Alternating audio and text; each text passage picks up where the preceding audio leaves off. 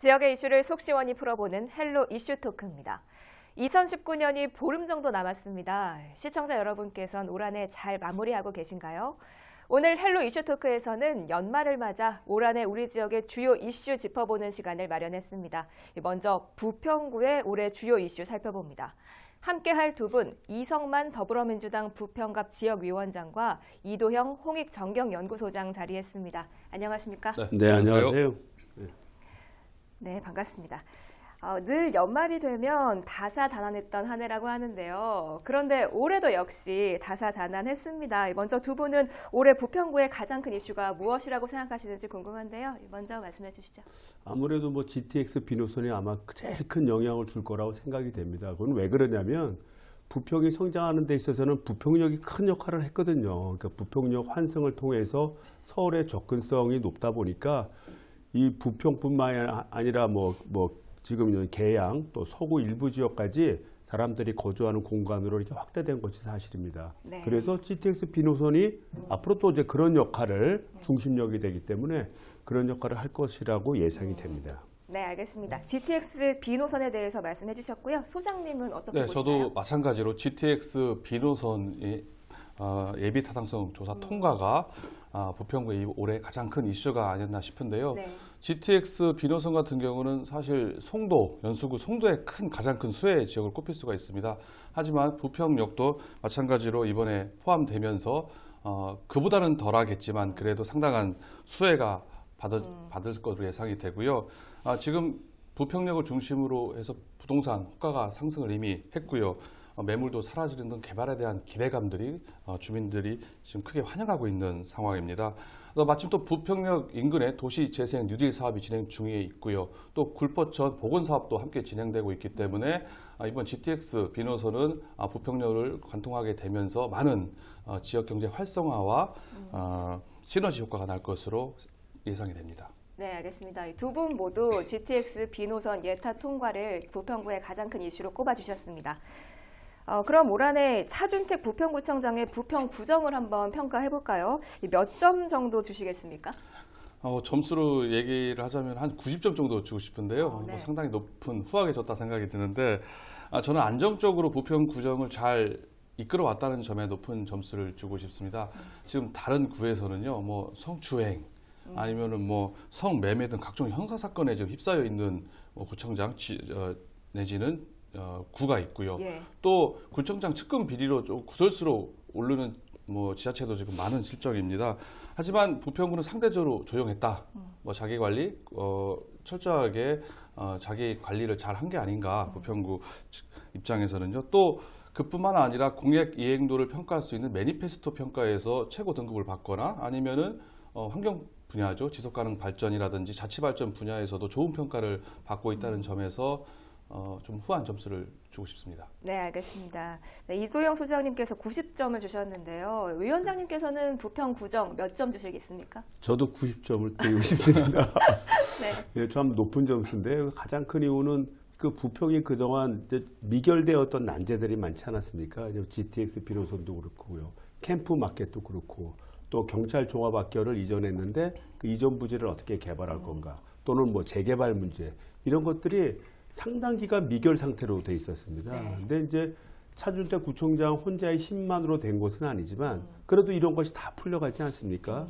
특히 남부체육관이라 그러든지 또는 노인회관 또는 이와 관련된 영유아 보육센터 이런 것들도 현실화시키면서 그동안 말만 무성했던 부평의 미래에 대해서 우리 차준택 구청장이 맡으면서 적극적으로 시, 중앙정부와 협조 체계를 이루어서 이거를 진일보시켰다. 저는 이렇게 평가하고 싶습니다. 네, 두 분 모두 90점을 주셨는데요. 나머지 10점, 부평구정에서 아쉬웠던 점이 뭔가요?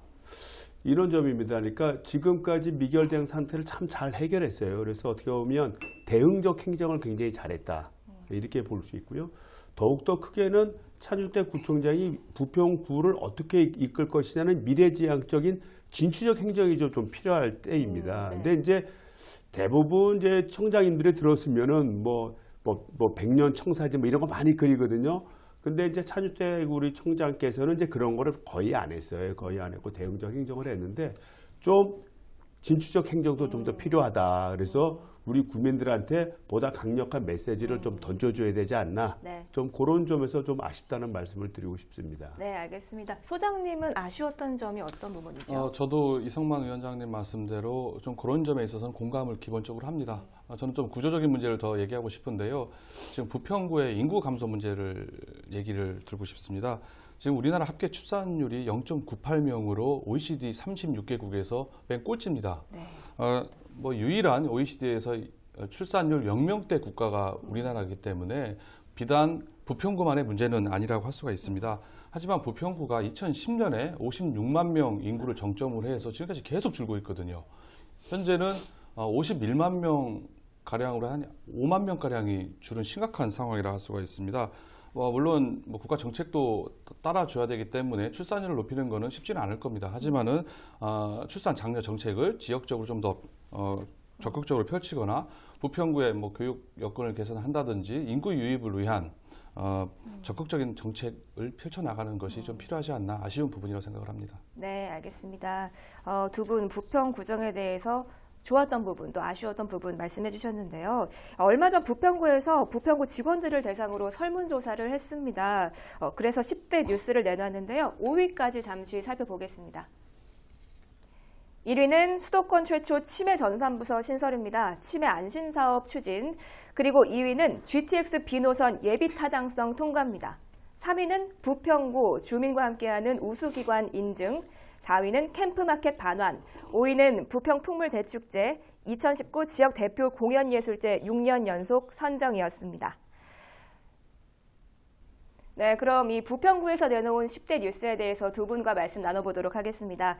먼저 1위가 수도권 최초 치매 전담부서 신설입니다. 치매 안심 사업을 추진하고 있는데요. 전국 최초로 치매를 전담하는 부서가 만들어졌다고 하는데 이 사업에 대해서 어떻게 보고 계신가요? 저는 상당히 높이 평가를 합니다. 아까 90점을 줬다는 것도 요 점도 상당히 반영했다 할 수가 있는데요. 네. 부평구가 지난 7월 달에 조례를 제정을 했고요. 그다음에 9월 달에 전담부서 한 40명의 인원을 가지고 치매 정신건강과를 신설을 했습니다. 매우 획기적이고 바람직한 정책 방향이라고 생각을 하는데요.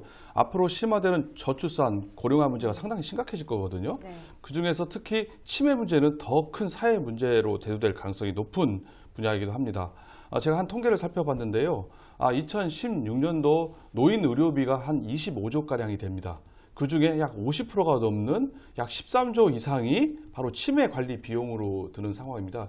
이게 2025년에는 이 2배 규모 수준으로 25조 원가량으로 늘어나는 막대한 사회적 비용이 드는 부분입니다. 부평구가 장기적 안목에서 치매 안심 사업을 주도적, 선제적으로 나가고 있다는 것은 미래 사회를 대비한 탁월한 선택이 아니었나 저는 아주 잘한 정책으로 손꼽고 싶습니다. 네, 알겠습니다. 그리고 2위가 교통 측면에서 GTX B노선 예비 타당성 조사 통과인데요. 연수구에 비해서 부평구가 상대적으로 좀 조용하지 않았나 싶은데 어떤 의미가 있을까요? 이제 서울로 가는 GTX B노선에서 여기 이제 송도역, 인천시청역, 부평역, 인천 구간에서는 3개역이 생기는데요. 앞서서 얘기했듯이 부평역은 이 부평 지역 일대, 인천 북부권의 성장의 원동력이었고 서울로 가는 접근성의 유일한 통로였습니다. 네. 철로를 통해서는요. 근데 그러던 것이 공항철도라든지 7호선 연장선이라든지 또는 도시철도 1, 2호선들이 생기면서 각각이 서울의 접근성을 가지다 보니까 부평역이 이제 쇠퇴하게 되고요. 이 앞에 많이 형성됐던 전통시장이라든지 또는 지하상가 또는 관련된 많은 상업시설들이 사실은 좀 침체기에 겪었던 것이 사실입니다. 네. 그래서 GTX B노선이 이제 개통이 되고 또 부평역이 다시 서울에 접근하는 아주 최중심역이 된다고 한다면 그런 현상이 다시 보완이 되겠죠. 그래서 우리 부평역 앞 일대에 새로운 전기를 만들 수 있을 거라고 보여지고요. 이를 통해서 도시 재상을 뛰어넘는 새로운 도시개발의 원동력이 될 거다. 저는 그렇게 보고 있습니다. 네, 알겠습니다. 부평구가 상대적으로 서울 접근성이 좋은 편인데요. 그럼에도 불구하고 GTX B노선 예타 통과로 인한 기대감이 더 커졌어요. 네. 이 부분은 어떻게 생각하시나요? 기대감이 높아진 건 사실입니다. 처음에도 말씀드렸지만 송도에 비해서 부평 같은 경우는 서울 접근성이 상당히 좋습니다. 네.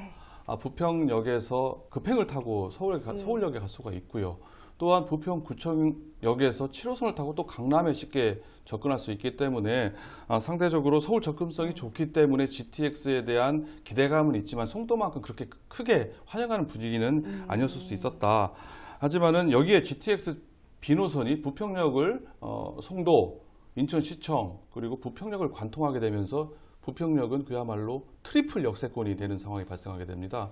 트리플 역세권이 되게 됨으로써 그동안 부평역에 이성만 위원장 말씀하셨지만 침체되었던 부평역 상권이 이제 활성화될 수 있는 모멘텀으로 작용할 수가 있고요. 부평구의 지역 경제를 활성화하고 또 트리플 역세권에 따른 역세권 호재를 통해서 부평역 인근에 있는 부동산 시장의 화랑을 맞을 수 있는 가능성도 상당히 높다 볼 수가 있습니다. 네, 트리플 역세권이 되면서 이 구도심에서 다시 신도심으로 나아갈 가능성이 그렇게 되면 좋겠지만 그렇게까지는 어려울 것 같은데요. 어쨌거나 원도심이라는 한계는 있지만 원도심에서 더욱 발전할 수 있는 원동력으로 작용할 수는 충분히 있다라고 생각이 됩니다. 네, 알겠습니다. 그럼 4위를 살펴볼게요. 최근 캠프마켓 반환이 합의됐고 올해 초에는 또 삼보급단 이전이 확정이 됐는데요. 그리고 또 모다백화점 입점이 부평 상권의 파장을 몰고 오기도 했고요. 얼마 전에는 한국GM 부평공장 비정규직 복직 문제도 여전히 사회적 문제가 되고 있는데요. 두 분께서 생각하시는 올해 이슈에 대해서 말씀을 부탁드릴게요. 먼저 말씀해 주시죠. 다른 것들은 대부분 다 그전에 계속 끌려왔던 그런 이슈들입니다. 여기 있는 캠프마켓이라든지 또는 모다백화점, 또는 부평공장, 비정규직 복직 문제 이런 것들은 사실 그전부터 계속해서 진행했던 것들이고요. 그에 비해서 삼보급단 이전은 사실 어느 날 갑자기 쾅 떨어지듯이 인천시하고 국방부가 서로 합의하면서 사실은 그 부평 지역에 새로운 충격을 주었습니다. 그래서 저는 그 지난대원 과정을 이렇게 살펴보면 삼보급단 이전 문제가 아마 우리 부평 사회의 미래 발전 동력도 될 수 있을 뿐만 아니라 또는 도시 계획의 또 전반적인 흐름도 바꾸고 또 이 부평이란 도시를 어떻게 만들어 갈 건가라는 근본적인 문제를 한번 되짚어보는 좀 중요한 사건이 될 거라고 보여집니다. 네, 알겠습니다. 소장님은 어떻게 보시나요? 말씀하신 하나하나가 다 중요한 부평구의 사회적 이슈라고 볼 수가 있는데요. 저는 그중에서도 부평 캠프마켓 반환이 가장 큰 사회적 이슈가 아니었나 꼽고 싶습니다. 부평 미군 기지가 80년 만에 시민의 품으로 돌아오게 된 거거든요. 그런 점에서 그 의미가 상당히 크다 볼 수가 있고요. 일단 부평 미군 기지죠. 캠프 마켓이 반환되기로 합의되긴 했지만 앞으로 가야 할 길이 멉니다. 그 막대한 토양 및 환경 정화 비용을 어떻게 부담하느냐에 대한 문제점이 남아있기 때문에 기쁨도 있지만 한편으로는 이 문제를 해결해 나가야 될 숙제도 많다 볼 수가 있을 것 같습니다. 네, 맞습니다. 방금 말씀해 주신 것처럼 캠프마켓 반환이 합의가 됐지만 남은 문제가 많습니다. 특히 미군이 오염 정화에 대한 책임을 회피하고 있는 상황에서 이 오염 정화 비용을 누가 낼 것이냐가 관건인데요. 이 문제를 해결할 수 있는 여지가 있는 겁니까? 지금 이제 전체적인 국면이 이제 새롭게 전환되고 있죠. 사실은 소파의 내용을 보면 이 오염 정화 비용에서는 양측이 서로 협의해서 그 금액을 결정하도록 되어 있습니다. 그러면 그런 규정에도 불구하고 적극적으로 이루어지지 않은 것이 사실입니다. 그런데 최근에 한미 그 방위 분담금 5배 증액 요구가 있지 않았습니까? 네. 증액 요구가 있다 보니까 우리나라에서는 당연하게 그동안 크게 묻지 않았던 것들을 기지 사용료 문제라든지 기지 건설 비용 문제라든지 이런 문제에 대해서 이의를 제기하고 있고요. 그 중에 하나가 바로 또 오염 정화 비용입니다. 네. 그래서 지금 중앙정부 차원에서 국가 차원에서 지금 미국과 서로 협의되고 있는데 그 협의되는 결과에 따라서 오염 정화 비용도 어떻게 보면 한보 진일보단 그런 결과를 얻을 수 있지 않나라는 그런 기대감을 갖고 있고요. 만약에 이제 그런 결론을 도출하지 못한다 그러면 그동안 이제 중앙정부가 다 사실 떠안았습니다. 그러니까 지자체한테 떠넘기지는 않고 일단 국방부가 해결하고 국방부가 미보존 채권 형태로만 그냥 남겨둬왔던 것이 사실입니다. 그래서 이번에 그 방위 분담금 얼마나 할 것인가를 결정하는 과정에서 이 문제를 좀 더 심도 깊게 좀 중앙정부 차원에서 접근했으면 하는 바람이고요. 그거에 맞춰서 또 인천시나 부평구도 좀 준비해야 되지 않을까 이렇게 생각이 됩니다. 네, 알겠습니다. 그리고 시민품으로 돌아온 이 미군 기지의 활용 방안에 대한 논의도 필요한 시점인데요. 개발 기대감도 커지고 있습니다. 네. 어떻게 보시나요? 일단 그 부평구에 그 홍영표 의원이 지금 제3보급단 이전과 연계를 해서 캠프마켓 부지와 함께 50만 평 규모의 녹지 공원을 조성하겠다. 그래서 부평구의 도시 경쟁력을 강화하겠다라고 활용 방안을 밝혔는데요. 저는 일단 뭐 그 결정에 대해서는 왜 그렇게 했을까? 녹지 공간을 더 확충하기 위한 고심의 영역은 고심했다는 것은 알 수 있겠지만은 과연 현실 가능성이 있을까에 대해서는 조금 어렵지 않나라는 생각을 합니다. 왜 그러냐면 막대한 재정 문제 때문에 그렇거든요. 이를 홍 의원도 뭐 밝혔지만 이거를 인천시와 부평구가 조달하기는 정말 어려운 일입니다. 그래서 특별법을 발의해서 법안을 발의해서 국비를 받아내겠다라고 본인이 밝혔는데요. 결국 국비를 가지고 부평구에 50만 평의 공원을 조성한다라는 얘기인데 이게 말처럼 간단한 일이 아니에요. 예. 그리고 뭐 전국에 미군 기지가 지금까지 전국에 한 80군데 중에서 54군데가 반환을 받았거든요. 그래서 부평 캠프마켓만 뭐 특별히 여기에 대한 뭐 국비를 투자하겠다? 이거는 조금 더 지켜봐야 될 것 같고요. 저는 이걸 스스로 자체 뭐 일정 부분 개발을 일으켜서 비용을 좀 이익을 극대화하면서 비용을 충당하면서 반환한 부지를 활용하는 방안을 찾아 나가는 고민이 필요하다 생각을 합니다. 네, 알겠습니다. 그리고 또 한국 GM 부평 공장을 둘러싸고도 많은 논란이 있었죠. 준중형 SUV 생산을 중국으로 이전했고 또 비정규직 복직 논란도 계속됐는데요. 최근에는 비정규직 노동자 사망 사고까지 있었습니다. 비정규직 노동자의 사망 사건이 불거지면서 여태까지 계속해서 논란이 되고 있는데 한국 GM 부평 공장이 정상화될 수 있을 거라고 보는지 궁금한데요. 먼저 말씀해 주시죠. 저는 첫 번째로 이제 부평 공장을 어떠한 기능을 맡길 것인가 이게 제일 중요하다고 생각이 됩니다. 그래서 그 기능이 뭐 R&D라든지 또는 설계라든지 디자인이라든지 보다 창의적이고 혁신적인 어떤 그런 업무지구로 개발이 된다고 한다면 충분히 좀 가능성이 있다고 보여지고요. 다만 이것이 그렇게 가지 않고 생산 기지, 단순 하청업체에 비슷한 생산 기지가 돼버리면은 사실 그 GM 부평 공장의 미래는 그렇게 밝지는 않다 이렇게 봅니다. 왜냐하면 우리나라의 인건비가 뭐 상대적으로 뭐 중국이나 뭐 동남아 지역에 비하면 상대적으로 이렇게 비싼 게 사실이기 때문에 아무리 자본을 투여해서 고도화한다고 하더라도 그 비용을 사실 감당해내기는 쉽지 않습니다. 그래서 기능을 보다 부가가치가 높은 쪽으로 전환이 되어야 가능하다라고 보여지고요. 그다음에 두 번째 이제 이 문제는 그냥 노동의 노동의 권리를 찾고 인간 본연의 존엄성을 찾는다 이런 이념적인 차원의 문제 접근도 되게 중요하지만 또 하나는 우리가 과연 이 회사를 어떤 방식으로 살릴 것인가 이거에 대한 합의점이 참 부족한 것 같아요. 그래서 중앙정부도 좀 이걸 땜빵식으로 하지 말고 우리 GM 부평 공장이 좀 혁신적인 곳이 될 수 있도록 미래 청사진을 좀 제시하고 또 우리 노동계도 좀 받아들일 건 받아들여야 되거든요. 현실이 안 맞는 거를. 그래서 받아들일 건 받아들이고 새로운 체계로 전환이 되어야만 그리고 또 GM의 협력도 필요하죠. 그래야만 좀 GM의 부평 공장의 미래는 있다. 또 확실히 보장된다. 좀 이렇게 얘기하고 싶습니다. 네, 알겠습니다. 시간 관계상 다음 질문으로 넘어갈게요. 이 외에도 부평구에 7개월 영아 사망 사건과 같은 사회적 파장을 몰고 온 사건도 있었고 또 일본 상품 불매운동 등의 이슈도 있었습니다. 마지막으로 생각하시는 내년도 부평구가 집중해야 할 현안에 대해 여쭙고 싶습니다. 네. 말씀해 주시죠.